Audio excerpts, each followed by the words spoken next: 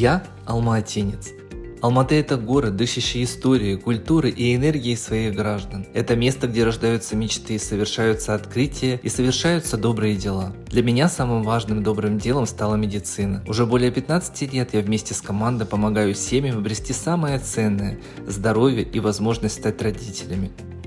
Даже если родители живут с ВИЧ. Современные технологии позволяют им подарить жизнь абсолютно здоровым детям. Каждый такой ребенок – это новая история, новая радость и доказательство того, что забота о здоровье способна преодолевать любые преграды. Сегодня в Алматы растут десятки малышей, которые появились на свет благодаря труду врачей и вере родителей.